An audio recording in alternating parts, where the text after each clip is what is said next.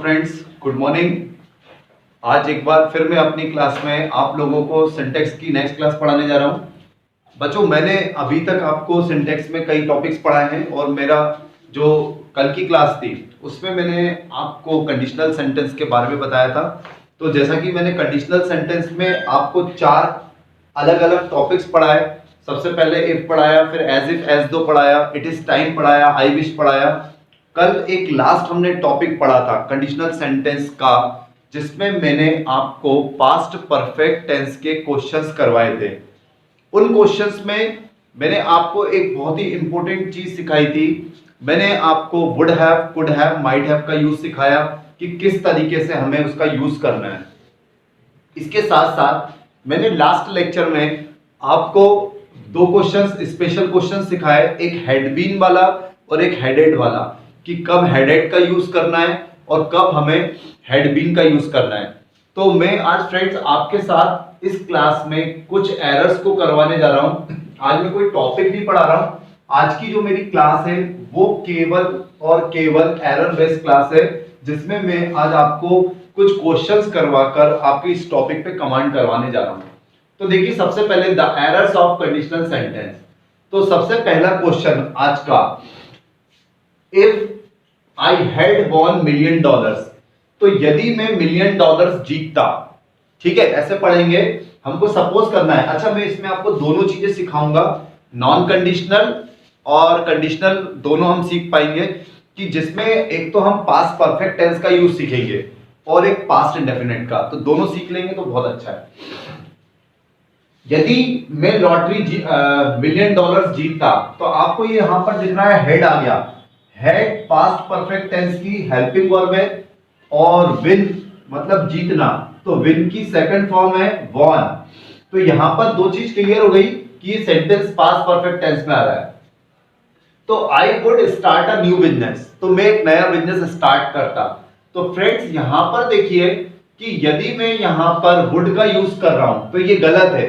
कल हमने सीखा था कि जब भी पास्ट परफेक्ट टेंस आता है तो वुड नहीं आता है, या तो वुड हैव आता है, या कुड हैव आता है, या माइट हैव आता है। तो आप लोगों को क्वेश्चंस में एरर ऐसे ही पकड़ना एग्जाम में।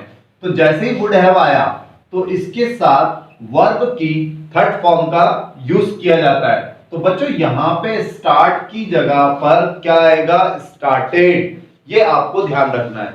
क्लियर हो रहा है? हम स्टार्ट की जगह पर काय का यूज करेंगे? स्टार्टेड। तो इस तरीके से इसका आंसर क्या बनेगा, इसको पढ़ेंगे कैसे, कि यदि मेरे पास $1 million होते तो मैं एक नया बिजनेस स्टार्ट करता। भाई हो सकता है मेरे पास पैसे होंगे तो मैं बिजनेस को स्टार्ट कर भी दूंगा, तो इसलिए प्रोबेबिलिटी 1000% है। तो मैंने वुड से इस क्वेश्चन को आंसर दिया। अच्छा, अब सपोज करो कि मैं इस सेंसेस को सिंपल पास्ट में लेके जाता, तो ये भी आप लोग सीख लीजिए। तो सिंपल पास्ट की मैं बात करता हूं तो ये डायरेक्ट बनता, आई वॉन $1 million। तब ये वर्ब की थर्ड फॉर्म नहीं होती, तब ये वर्ब की कौन सी फॉर्म कहलाएगी? सेकंड। तो ये भी कंडीशनल सेंटेंस है। विन की सेकंड फॉर्म वॉन। तो बेटा यदि एग्जाम में याद रखना अभी हेड नहीं आ रहा है, जब हेड नहीं आ रहा है तो यहां पर ये एरर हो गई, तब वुड हैव नहीं आ सकता है क्योंकि आगे हेड नहीं आ रहा है, तो फिर सिंपल वुड आएगा। तो इस कंडीशन में ये दोनों चीजें आप सीख लेना। आप वीडियो को पॉज करके दोनों एरर्स लिख लेना। तब स्टार्टेड नहीं आएगा, तब the correct answer should be would के साथ वर्ब की फर्स्ट फॉर्म। तो ये आपने एक साथ 2 क्वेश्चंस को कवर किया। चलिए अब हम आते हैं आज के अगले क्वेश्चन पर। If you have had worked hard, तो मैंने 2 ऑप्शन आपको दिया है, हैव और हैड। यदि तुम कठोर परिश्रम करते हो तो you would, could, might have succeeded in the exam. ठीक है।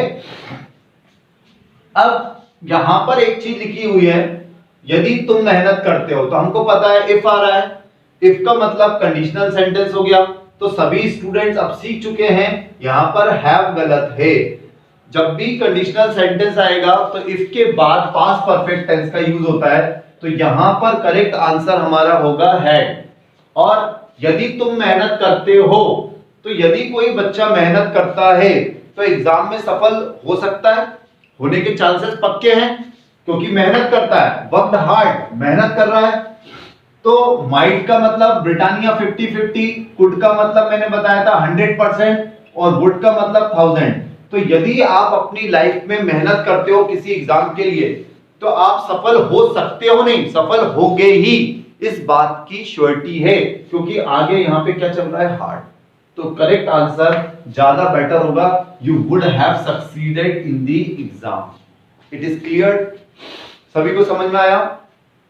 आपको समझना पड़ेगा कि यदि तुम मेहनत करते हो, कठोर परिश्रम, तो बेटा अपन बोलते हैं ना कठोर परिश्रम करने वालों की कभी हार नहीं होती है, इस टाइप की हम फिलोसफिकल बातें करते हैं। तो यदि कोई व्यक्ति हार्ड वर्क कर रहा है तो उसके एग्जाम में सफल होने की प्रायोरिटी बहुत ज्यादा हो गई। अब अगला क्वेश्चन, क्वेश्चन नंबर 3 देखिए, the bird would have died. तो पक्षी क्या होगा, मर जाएगा। पक्षी जो है वुड हैव मतलब कितना परसेंट, 1000%, मतलब पक्षी का मरना निश्चित है। कैसे? इफ यू कॉट इट, केच की सेकंड और थर्ड फॉर्म होती है कॉट, है ना, केच द बॉल, केच द थीफ। तो केच की सेकंड और थर्ड फॉर्म होती है कॉट। अब हमें यहां पे देखना है एरर। यहां पर एरर क्या है कि यहां पर सिलेक्शन किया गया है वुड हैव।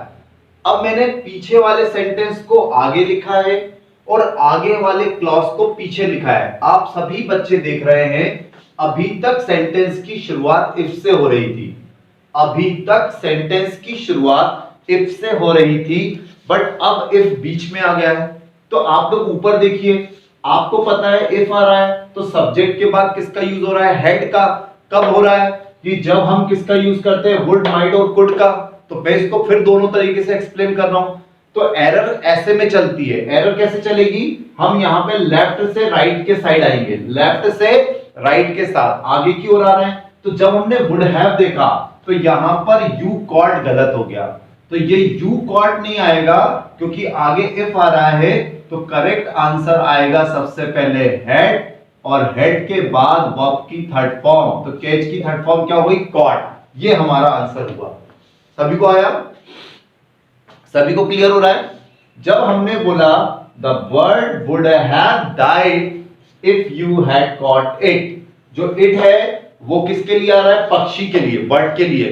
तो पक्षी मर जाएगा यदि तुम उसको पकड़ते हो।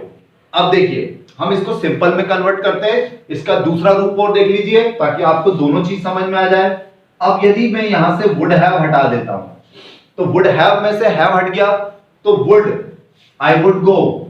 आप डायलॉग वगैरह बोलते ही हैं, जैसे कोई स्पीकर होता है, नेता होता है, माइक के सामने आता है, first I would like to thank you all people, first I, है ना, या I would like to take tea. तो आई वुड लाइक, तो वुड के साथ हमेशा याद रखना वर्ब की फर्स्ट फॉर्म आती है। मगर यदि किसी मॉडल के साथ हैव आ रहा है तो हैव के साथ फिर वर्ब की थर्ड फॉर्म आएगी। तो यहां पर जब मैंने हैव हटाया तो ये डाइड गलत हो गया, तब यहां पर डाइड की फर्स्ट फॉर्म क्या आएगी, डाई। सभी को समझ में आया? यदि यहां से हैव हटा देता हूं तो डाइड की फर्स्ट फॉर्म क्या आएगी, डाई। तब इस कंडीशन में बच्चों यहां पर हेड कॉट गलत है, तब हेड हट जाएगा और आंसर केवल आएगा कॉटेड। तो सिंपल हमारा पास्ट इंडेफिनिट टेंस। क्लियर? तो ये हमारे 2 क्वेश्चंस हो गए, सॉरी ये हमारे 3 क्वेश्चंस हो गए। अब हम बात करेंगे हमारे नेक्स्ट क्वेश्चन की, question number 4। If Mohit has had studied hard, तो क्या बोल रहा हूं क्वेश्चन में कि यदि मोहित जो है वो कठोर परिश्रम करता, ठीक है, स्टडीड हार्ड, तो he would could might have pass the exam. अब देखिए, हम यहां पर बात कर रहे हैं मोहित की। अब कोई बच्चा यदि अच्छे से मन लगाकर पढ़ाई कर रहा है तो सबसे पहले मोहित के साथ हैज आ सकता था, मगर आगे कंडीशन में क्या आ रहा है, इफ। आगे कंडीशन में इफ आ रहा है तो यहां पे हैज के जगह पर हेड आएगा। अब बेटा तुम एग्जाम में मेहनत करोगे तो यहां पर पास होने की बात चल रही है, एग्जाम में मेहनत करना, पास तो कोई भी हो जाता है मेरे हिसाब से, है ना। पास होना एक सिंपल सी बात है। तो पास होने के चांसेस, वुड का मतलब 1000, कुड का मतलब 100 और माइट का मतलब 50। तो इसलिए यहां पे करेक्ट आंसर आएगा वुड हैव, क्योंकि मेहनत करी तो पास हो जाओगे। मगर एक चीज देखिए, इस क्वेश्चन को देखिए, क्वेश्चन नंबर 4 बहुत इंपॉर्टेंट क्वेश्चन है। यदि मैं इसको ऊपर के लेवल पे देखूं, एसएससी वगैरह के एग्जाम में इस क्वेश्चन को कैसे मूव कर सकते हैं, देखिए यदि मैं यहां पर ऐसा लिख देता हूं, if Mohit has studied hard he would have got first rank in the class. तो ये एक अलग बात हो गई। अब आप में से बताइए, कई बच्चे हैं जो बहुत मेहनत करते हैं, तो ये जरूरी नहीं है कि उनकी क्लास में फर्स्ट रैंक लगी जाएगी। It is not compulsion to get, है ना। 1000% बात है क्या, लग सकती है। जैसे मैं कहूंगा फॉर एग्जाम्पल कि ऐसा बोल सकता हूं, जैसे कोई बच्चा है आईएएस की एग्जाम की तैयारी कर रहा है, मेहनत करेगा तो पास हो सकता है, यूपीएससी में पास हो सकता है मेहनत करके, बट उसका टॉप करना नॉट कंपल्शन। तो इसलिए यहां पर हम बात कर रहे हैं फर्स्ट रैंक की, तब इस कंडीशन में वुड से ज्यादा बेटर ऑप्शन होगा कुड। आ रहा समझ में, इस कंडीशन में वुड से बेटर ऑप्शन क्या होगा, कुड। क्यों, क्योंकि यहां पर हम फर्स्ट रैंक की बात कर रहे हैं। कौन सी रैंक की बात कर रहे हैं, फर्स्ट रैंक की, इसीलिए। चलिए अब हम आते हैं आज के नेक्स्ट क्वेश्चन पर, question number 5। If Neha had worked hard she, oh ये तो सेम ऊपर वाला क्वेश्चन है, रिपीट है, तो मुझे आपको समझ में आई है। यहां पे भी हम क्या लिखेंगे, could have got first rank, क्योंकि फर्स्ट रैंक की बात चल रही है और पास होने की बात होती तो कोई दिक्कत नहीं है, वुड आ जाता। चलिए question number 6। Question number 6, if the Indian cricket team had played well, यदि भारतीय क्रिकेट टीम अच्छे से खेलती है, तो इट, यहां पर इट जो आ रहा है वो किसके लिए आ रहा है, इंडियन क्रिकेट टीम के लिए, तो have won the world cup. अब एक बात बताइए, यदि भारतीय क्रिकेट टीम अच्छा खेलती है तो क्या वो वर्ल्ड कप जीती जाएगी, ऐसा जरूरी है क्या। यदि भारतीय क्रिकेट टीम अच्छा खेलती है तो क्वेश्चन में ऐसा नहीं लिखा है कि और जो टीम है, अदर टीम्स हैं, वो बुरा खेल रही हैं। यदि हम अदर टीम्स की बात करें तो वो भी खेलेंगी। इट डजंट मैटर कि दे विल प्ले वेल और bad, whatever, it doesn't matter. मगर भारतीय क्रिकेट टीम यदि अच्छा खेलती है तो हमको एक चीज समझना है कि दूसरी टीम के बारे में भी सोच के चलना है कि दूसरी टीम कैसा परफॉर्म कर रही है, ठीक है। अब देखिए इस क्वेश्चन को हम फोकस करते हैं, तो यहां पर जैसे कि मैंने लिखा है क्वेश्चन में, if the Indian cricket team had played well, it W for would, C for could और M for might have won the World Cup। तो मैं ये बोलूंगा कि यदि वो अच्छा खेल रही है तो उसके जीतने के चांसेस 1000%, कुड का मतलब 100% और माइट का मतलब 50%। तो पहला आंसर तो एकदम गलत है। सभी को समझ में आ रहा है कि पहला आंसर गलत क्यों है, क्योंकि यदि कोई टीम अच्छा खेल रही है तो वर्ल्ड कप जीतने के चांसेस उसके 1000% नहीं हो सकते हैं, क्योंकि और टीम बुरा नहीं खेल रही है तो जीतने की प्रोबेबिलिटी एकदम पूरी नहीं होगी। तो अच्छा खेल रही है तो इंडियन क्रिकेट टीम जो है मैच को जीत सकती है, वर्ल्ड कप को जीत सकती है, जीत जाएगी ही नहीं, वुड का मतलब तो काम होके ही रहेगा। तो हमें ये मान के चलना है, जैसे अभी मैं क्वेश्चन कराता हूं आपको चोर और पुलिस वाला, तो मैं और क्लियर करूंगा, बट अभी इसको आपको थोड़ा सा नहीं समझ में आ रहा हो तो कोई दिक्कत नहीं, मगर फिर भी आना चाहिए, क्योंकि मैंने बताया अच्छा खेलने से इसका मतलब ये नहीं है कि जरूरी ये नहीं है कि वर्ल्ड कप जीत जाए, जीत सकती है। तो यहां पर होने के चांसेस क्या होंगे, कुड है, क्योंकि अदर टीम्स बुरी नहीं खेलेंगी। तो देखिए ये हमारे अभी मैंने आपको 6 क्वेश्चंस क्लियर करे हैं। मुझे उम्मीद है आप लोग इन क्वेश्चंस को दोबारा से और रिपीट करके देख सकते हैं।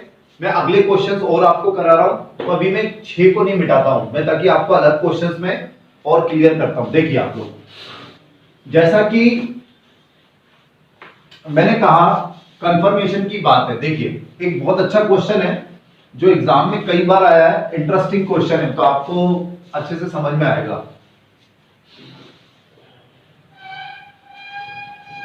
देखिए क्वेश्चन नंबर 7 देखिएगा। जैसे मैंने आपसे कहा, इफ द पुलिस, ये क्वेश्चन मैंने आपको बताया था, हैड रन फास्ट, तो दे would could might have caught the thief। ठीक है, अब इस क्वेश्चन को देखिए, ये क्वेश्चन इसके पैरेलल है। अब यदि मैं बोलता हूं कि यदि पुलिस तेज दौड़ती है तो वो चोर को पकड़ सकती है। अब मान के चलिए चोर पुलिस का खेल चल रहा है, जैसे धूम पिक्चर थी आमिर खान की, धूम थर्ड, या ऋतिक रोशन वाली जो पिक्चर आई थी, या जॉन अब्राहम। पुलिस भगती है चोर के पीछे, तो ऐसा थोड़ी है कि मान के चलो मेरे पीछे कोई गुंडा बदमाश पड़ जाए, है ना, और या मैं मेरे पीछे कोई पड़ जाए तो मैं क्या खड़ा रहूंगा? मैं उससे तेज भागने की कोशिश करूंगा। आप सपोज करिए, मैंने आपको बताया था, आपके पीछे कोई कुत्ता पड़ जाए तो आप देख लेना, उस दिन आपको अपनी दौड़ने की कैपेसिटी पता चल जाएगी जिस दिन आपके पीछे कुत्ता दौड़ेगा। तो मुझे पक्का विश्वास है बच्चों, तुम कुत्ते से हार नहीं मानोगे, तुम उससे तेजी दौड़ोगे। तो इसलिए जब कोई पुलिस चोर के पीछे भगेगी तो वो चोर को पकड़ लेगी, मतलब 1000%, कुड का मतलब 100% और माइट का मतलब 50%। अब चोर के पीछे यदि पुलिस पड़ी हुई है तो फिर उसको पकड़ ही लेगी वाली बात नहीं है, क्योंकि चोर भी भगेगा, चोर खड़ा नहीं रहेगा कि पुलिस आओ और मुझे पकड़ लो। तो इसलिए डब्ल्यू के चांसेस कम है, 50% भी कम है, ये तो बेकार ही हो गया। तो पकड़ सकती है, पकड़ सकती है का मतलब हम ज्यादा बेटर ऑप्शन में यहां पर किसका यूज कर सकते हैं बच्चों? कुड का। क्यों कर सकते हैं कुड का यूज? क्योंकि पुलिस के चोर को पकड़ने के चांसेस पूरे नहीं हो सकते हैं। क्यों? क्योंकि चोर भी भगेगा। अब देखिए अगला क्वेश्चन, क्वेश्चन नंबर 8, इफ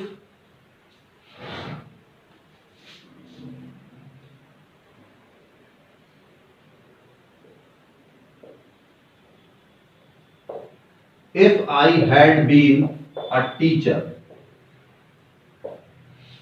ठीक है,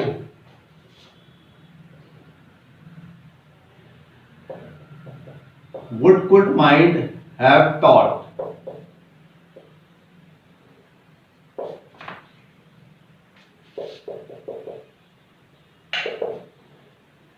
English to my students।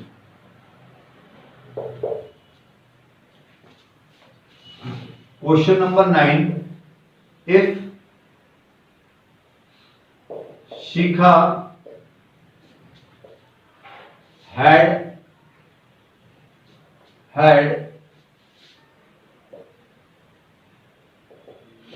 medicines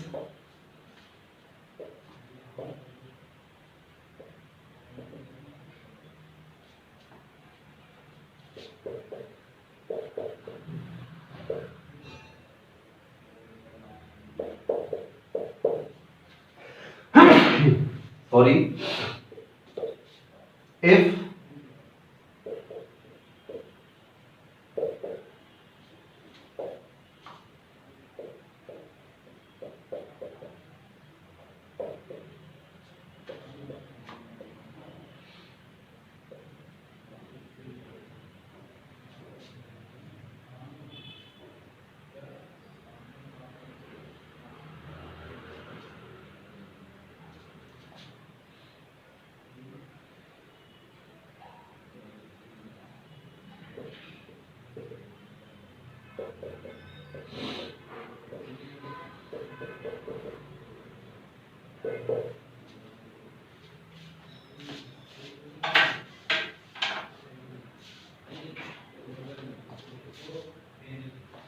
देखिए बच्चों, अब आपके सामने ये क्वेश्चंस हैं, तो सबसे पहले क्वेश्चन नंबर 8 पे फोकस करिए। क्वेश्चन नंबर 8 क्या बोल रहा है? इफ ओहो, आज क्या हो रहा है, जुकाम ने थोड़ा सा वो कर रखा है, ऐसा लग रहा है कि जैसे कोरोना वायरस चल रहा है ना बच्चों। तो जुकाम होने से ऐसा लगने लगता है कि कोरोना वायरस ना हो जाए, सिंपल सी सर्दी जुकाम या कोल्ड होने पे भी घबराहट होने लगी है। तो आज थोड़ा सा ये गर्मी आज भोपाल में बहुत ज़्यादा है। आप लोग तो कई बच्चे भोपाल से बाहर के होंगे जो वीडियो देख रहे होंगे, तो थोड़ा सा क्लाइमेट चेंज होने के कारण आज स्वास्थ्य ठीक नहीं लग रहा है, पर ठीक है, चलिए अपन लोग करते हैं आगे का। देखिए, if I had been a teacher, यदि मैं एक टीचर होता।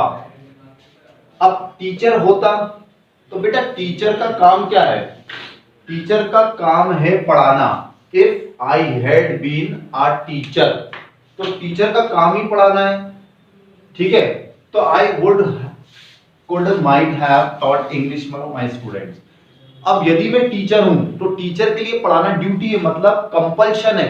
तो किसी काम को करना यदि कंपल्शन है तो वो क्या होगा? वुड ही होगा, ठीक है। क्यों? एक टीचर को पढ़ाना ही पड़ेगा। नॉलेज होता तो कुड हो सकता है, नॉलेज होता तो कुड हो सकता है, मगर टीचर को पढ़ाना ड्यूटी है, चाहे इंग्लिश हो, चाहे मैथमेटिक्स हो, चाहे फिजिक्स हो, चाहे केमिस्ट्री हो। तो आप इस चीज को देखकर कंफ्यूज मत हो जाना कि इंग्लिश लिखा हुआ है, इससे मतलब नहीं है, क्योंकि वो एक टीचर है, इसलिए उसको पढ़ाना ड्यूटी है तो वुड आएगा।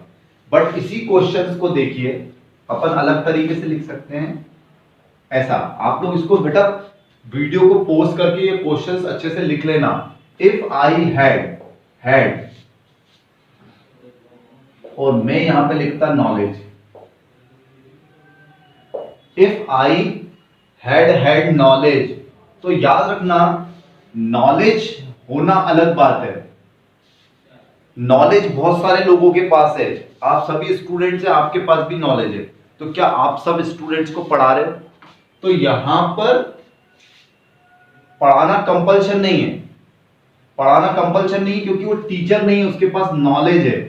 तब यहां पर वुड हैव से ज्यादा बेटर ऑप्शन होता could have. Clear? Would have से ज्यादा बेटर ऑप्शन होता कुड हैव। क्लियर हुआ? ठीक है। Question number 9, if Shikha had medicine. अब पहले क्वेश्चन में देखो, यदि शिखा के पास दवाइयां होती। कल मैंने आप लोगों को सिखाया था, एक हेड यहां पर पास्ट परफेक्ट टेंस की हेल्पिंग वर्ब है और एक हेड वर्ब की कौन सी फॉर्म है? थर्ड फॉर्म है। तो क्या सीखना है? यदि शिखा के पास दवाइयां होती तो she have given the patient, तो वो क्या करती? मरीजों को दे देती। तो यहां पर एक चीज समझना है, ऐसा क्या क्वेश्चन में लिखा हुआ है कि शिखा एक डॉक्टर है? अरे मेडिसिन तो किसी के घर में भी हो सकती है, किसी के पास भी हो सकती है। जैसे नॉलेज किसी के पास है तो क्या वो टीचर है? इट इज नॉट कंपल्सरी कि if you have knowledge then you are a teacher. जैसे किसी के पास मान के चलिए, मैं ऐसे बोल सकता हूं, जैसे टूल्स होते हैं, टूल्स औजार, किसी के पास भी टूल्स हैं, पेचकस, पाना, प्लायर, तो क्या वो मैकेनिक हो जाएगा? नहीं। ये तो एक छोटी सी चीज है, सब हर एक के घर में हो सकती है। जैसे किसी व्यक्ति के पास यूटेंसिल्स हैं या नाइफ है, तो जरूरी नहीं वो खाने बनाने वाला हो, है ना। तो वो जरूरी नहीं है कि कुछ ऐसा काम करता हो। तो हमें यहाँ पे ये समझना है कि यदि शिखा के पास दवाइयां होती तो जरूरी नहीं है कि वो पेशेंट को दे ही देती, तो दे सकती थी, दे ही देती ये जरूरी नहीं है। क्यों? शिखा के बारे में ये नहीं लिखा गया है कि शिखा क्या है, इसलिए इस चीज को आपको समझना है कि यदि शिखा के पास दवाइयां होती तो she could have given the patients. But नीचे आइए, पूजा के बाद हेड हेल्पिंग वर्ब है, कल आपको सिखाया था बीन वर्ब की थर्ड फॉर्म है। तो यदि पूजा एक डॉक्टर होती तो given the medicine to the patients. अब डॉक्टर की बात हो रही है, आप पहले समझो। तो डॉक्टर के लिए दवाई देना, पुलिस के लिए चोर को अरेस्ट करना, पकड़ने में तो दौड़ रहा था वो अलग बात थी, यहां पे पुलिस दौड़ रही थी, तो दौड़ लगा के पकड़ना, फास्ट हो चाहे स्लो, चोर भी भगेगा। तो इसलिए मैंने आंसर बोला था कुड। मगर यहां पर एक डॉक्टर को दवाई देना कुड नहीं है, डॉक्टर का पेशेंट को दवाई देना ड्यूटी है। तो ऊपर शिखा का एग्जिस्टेंस अलग था और नीचे पूजा का एग्जिस्टेंस अलग है। तो यहां पे जो करेक्ट आंसर आएगा वो आएगा वुड हैव। क्लियर? तो मैं उम्मीद करता हूं आपको ये सारे क्वेश्चन समझ में आए होंगे आज के। और मैं आज का एक लास्ट टॉपिक और आपको पढ़ा देता हूं बच्चों। आप लोग से बोलूंगा, इसको बार बार बोल रहा हूं कि ये क्वेश्चंस को अच्छे से करना है, इनकी प्रैक्टिस करना है। मैंने आज आपको कल भी क्वेश्चंस बताए थे इसके, और आज भी आपको 10 एक क्वेश्चंस बता दिए हैं। एक लास्ट में इसका टॉपिक है, क्योंकि बच्चे सोच रहे होंगे अभी तक सर ने माइट के क्वेश्चंस नहीं बताए, तो मैं आज माइट के साथ इस क्लास को ओवर करूंगा। अब आप देख लीजिए माइट के कुछ क्वेश्चंस। देखिए, मैंने बताया था वुड का मतलब 1000% it's a part of duty, जहां पे कर्तव्य होता है जिस काम को करना। जैसे मम्मी के लिए खाना बनाना ड्यूटी है, पापा के लिए घर में पैसा देना ड्यूटी है, तो वो वुड है। अब भाई बहन पैसा नहीं देते, वो कुड है। ठीक है? पड़ोसी का पैसा देना 50%। तो अब हम यहां पर आज बात करेंगे माइट की और माइट हैव की, कि माइट का यूज मैंने बताया था 50%। देखिए अब कैसे। पहला question, if I am a car, I would, could और might fly in the sky. ये पहला क्वेश्चन है आज का। Second question, if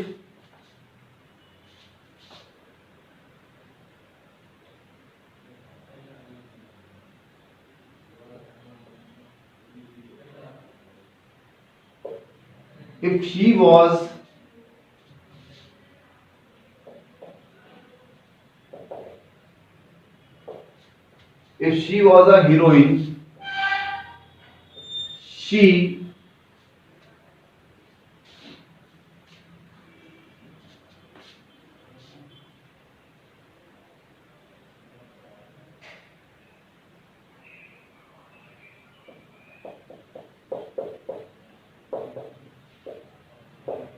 help the poor. If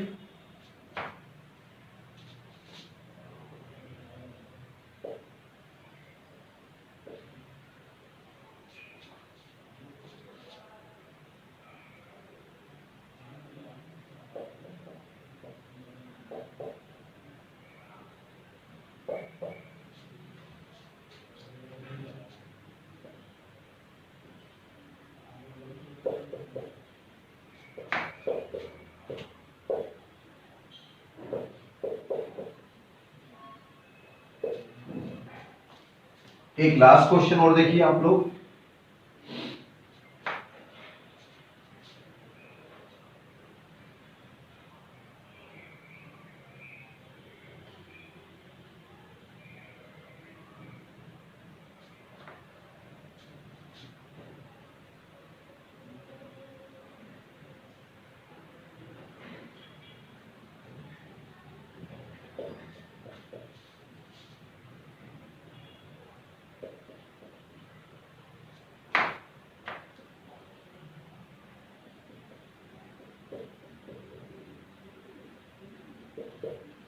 चलिए, ये क्वेश्चन है 4, ये थोड़ा सा आपको समझने में आसान होगा। If I am a car, तो सबसे पहले कंडीशनल सेंटेंस है, मैंने आपको फर्स्ट डे से पढ़ा रहा हूं कि इफ के बाद एम आता है, वॉज आता है, तो सबका कन्वर्शन काय में होगा? वर में। तो यदि मैं एक कार होता तो मैं आसमान में उड़ता, तो कार आसमान में उड़ती है कि रोड पे चलती है? कार आसमान में उड़ती है कि रोड पे चलती है? तो 100%। वुड का मतलब क्या होता है? 1000%। और माइट का मतलब होता है 50%। तो रोड पे कार चलती है तो 1000%। यदि यहां पे लिखा होता रन ऑन द रोड, यदि मैं कार होता तो कार का काम ही रोड पे चलना है, तो आंसर आता वुड। ऑन द रोड लिखा होता walk, run on the road, ऐसा मान लीजिए। मगर यहां पर लिखा हुआ है फ्लाई, फ्लाई का मतलब उड़ना। तो कार कब उड़ती है? जब जंप करती है तब उड़ती है, थोड़ी सी देर के लिए। तो यहां पर फिर करेक्ट आंसर होगा might fly in the sky. तो आपको मुझे लगता है 100% माइट का यूज समझ में आया होगा। वो काम जिसके होने के चांसेस बहुत ही कम होते हैं वहां पर हम माइट का यूज करते हैं। इफ शी, तो वॉस को हटा देंगे, वॉस की जगह पे क्या आएगा, were. If she were a heroine she help the poor, तो यदि वो हीरोइन होती तो किसी व्यक्ति का हीरोइन होने से गरीबों को मदद करने का कोई भी लेना देना नहीं है। मदद तो कोई भी कर सकता है गरीबों की, मैं कर सकता हूं, टीचर हूं, आप स्टूडेंट्स हैं, आप चाहे तो कर सकते हैं। तो ये तो एक अलग बात हो गई कि अमीर या गरीब से नहीं होता, गरीब की मदद करना it's a part of kindness. Kindness मतलब दयालुता, जिसके मन में मर्सी है, दया है, वो कोई भी व्यक्ति गरीब की मदद कर सकता है। तो यहां पर पुअर का मतलब गरीब से है, तो ये दोनों आंसर गलत है। तो शायद वो कर देती, मगर जरूरी नहीं है करती या कर सकती थी।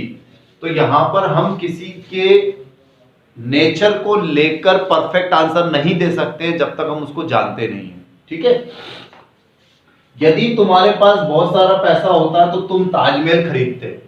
बेटा यदि यहां पे कार होता तो कुड आंसर आता, बाय अ कार, क्योंकि जरूरी नहीं है जिसके पास भी पैसा हो। गांव में बहुत किसान है, बहुत पैसा है, जरूरी है कि सब कार खरीदते हैं। जैसे एक पॉसिबिलिटी, मैंने आज तक कार नहीं खरीदी, ठीक है, तो ऐसा नहीं है कि खरीद नहीं सकता था, खरीद सकता था बट नहीं खरीदी। तो यदि तुम्हारे पास लॉट्स ऑफ मनी है तो कार खरीदना कोई ड्यूटी नहीं है, कंपल्शन नहीं है। मगर कुड है, कुड क्यों है कि खरीद सकता हूं, मगर माइट नहीं है कि 50-50। ऐसा थोड़ी होगा कि पैसा है तो खरीदूंगा, आधी खरीदूंगा, पूरी खरीदूंगा, कि उसका एक पहिया खरीद के ले आऊंगा फिर सोचो स्टीयरिंग बाद में खरीद दूंगा, ऐसा नहीं है। तो आपको ये सोचना है। तो बेटा यहाँ पर तो एक बतौलेबाजी चल रही है। बतौलेबाजी जैसे भोपाली लोग देते हैं ना, चकोलेबाजी। बेटा ताजमहल खरीदना मजाक है क्या? तो ताजमहल थोड़ी खरीद सकता है, तो इसलिए आंसर क्या आएगा, माइट। क्लियर? अच्छा, यहां पर एक चीज और सीख लेते हैं आज की क्लास ओवर करते करते। यदि यहां पर हेडेड होता, ये पास्ट इंडेफिनिट टेंस है, ये पास्ट परफेक्ट टेंस बन गया। तो यदि यहां पर हेड होता तो यहां पर हम क्या लिखते, might have bought the Taj Mahal. ये हो गया हमारा आंसर। तो माइट हैव बाय की थर्ड फॉर्म क्या हो जाती है, बॉट। तो ये दोनों चीज आप सीख लेना, है ना। जब भी पास होना आता है तो हेडेड आएगा, और होना आता है तो बीन आएगा। जैसे देखिए, दे वर टीचर्स, यदि वे टीचर्स होते तो इसको यदि मैं हेड में बनाऊंगा तो मुझे लिखना पड़ेगा हेड बीन। यदि उनके पास टीचर होते नहीं, यदि वे टीचर होते तो क्या करते, दे पास ऑल द स्टूडेंट। अब खुद सोचो, यदि तुम सब टीचर होते तो क्या सारे स्टूडेंट्स को पास कर सकते हो? इम्पॉसिबल है। कुछ को फर्स्ट डिवीजन दोगे, कुछ को सेकंड, किसी थर्ड, किसी को फेल तो करोगे, किसी को सप्लीमेंट ही दोगे। तो इसलिए यहां पर चांसेस क्या आएंगे, माइट। और यदि इसको मैं हेड बीन से बनाता तो ये आता माइट हैव। और यदि ये माइट हैव आता तो बेटा पास की थर्ड फॉर्म क्या होगी, पास्ट। क्लियर? तो बच्चों आज ये सेंटेंस का टॉपिक खत्म होता है। हमने आज कंडीशनल सेंटेंस बहुत अच्छे से सीख लिए। ये बहुत ही इंपॉर्टेंट टॉपिक था, मुझे लगता है आपको ये टॉपिक पसंद आया होगा। आज हमने इसके काफी सारे क्वेश्चंस भी करके देख लिए, मैंने डबल तरीके से भी आपको बता दिया है। अब आप लोगों की ड्यूटी है आप इस टॉपिक को रिवाइज करें, है ना। इस वीडियो को एक बार और अच्छे से देख लीजिएगा ताकि आपको सारे डाउट्स क्लियर हो जाएं। डाउट आ रहा है तो आप कमेंट बॉक्स में मुझसे पूछ सकते हैं। और फिर मैं आपसे जाते जाते जरूर बोलूंगा फ्रेंड्स, यदि आप लोगों को क्लासेस अच्छी लग रही है तो प्लीज आप ज्यादा से ज्यादा हमारे चैनल को बताएं और सब्सक्राइब करना ना भूलें। आप मेरे चैनल का नाम पहले से ही जानते हैं, ACI। Okay, thank you so much.